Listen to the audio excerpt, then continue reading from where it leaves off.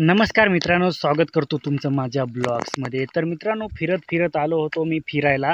तर मित्रांनो, आता कालपासून थोडं वातावरण जे आहे पाण्याचं, ते थोडं निर्मळ झालेलं आहे. म्हणजे थोडं एकदम चांगलं होत चाललेलं आहे.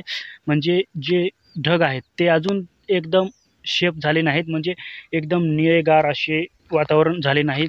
खूप ढग आहेत, पण पाण्याचं जे प्रमाण आहे ते कमी झालेलं आहे. तर मित्रांनो, त्याच्यामुळे मी बाहेर फिरायला आलो होतो एकदम हलक्या वातावरणामध्ये. तर मित्रांनो, तुम्हाला हे वातावरण कसं दिसतं ते तुम्हाला दिसत असेल एकदम. ह्या बाजूला पण काजू आंब्याचे झाड आहे आणि त्या बाजूला डोंगर आहेत आणि तुम्हाला वरती दिसत असतील ढग, म्हणजे अजून एकदम काळे काळे आहेत. तर एकदम साफ झालेले नाही, तरी मी फिरायला संध्याकाळची वेळ आहे आणि आलो आहे. तर तुम्हाला दिसत असेल असे एकदम मोकळं वातावरण दिसतं. आणि मित्रांनो, एवढा पाऊस झाला की एकदम म्हणजे ओहळ भरायला लागलेत. म्हणजे ओहळाला अक्षरशः पाणी वाहायला लागलं.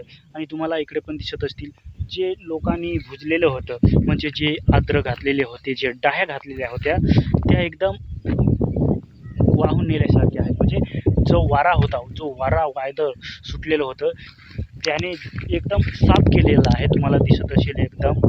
आणि तुम्हाला मी आता कॅमेऱ्याने पण दाखवतो. पाहू शकता, ह्या ज्या डाह्या आहेत त्या एकदम साफ केलेल्या आहेत. म्हणजे एकदम ज्या काळी कचरा होता त्याच्यावर, तो सर्व काही एकदम वाऱ्याने लांब नेऊन दरीमध्ये टाकलेला आहे. आणि हे तुम्हाला तिकडचं वातावरण दिसत असेल कसं आहे. आणि तुम्हाला हे खरं तर ढग दावायचे आहे. तर मित्रांनो, तुम्ही पाहू शकता ढग कसे निघले आहेत. पण पाऊस कालपासून मात्र कमी झालेला आहे. तुम्हाला दिसत असतील हे ढग. आणि ह्या साईडला जिकडून पाणी येतो, जिकडून पाऊस येतो, त्या साईडला तर एकदम काळे काळे ढग जमलेले आहेत. तुम्हाला दिसत असतील. हे पहा मित्रांनो, च्या ब्लॉग्समध्ये तुम्हाला हे पाण्याचं वातावरणच फक्त मला दाखवायचं होतं आणि ते मी चांगल्या पद्धतीने तुम्हाला दाखवलेलं आहे.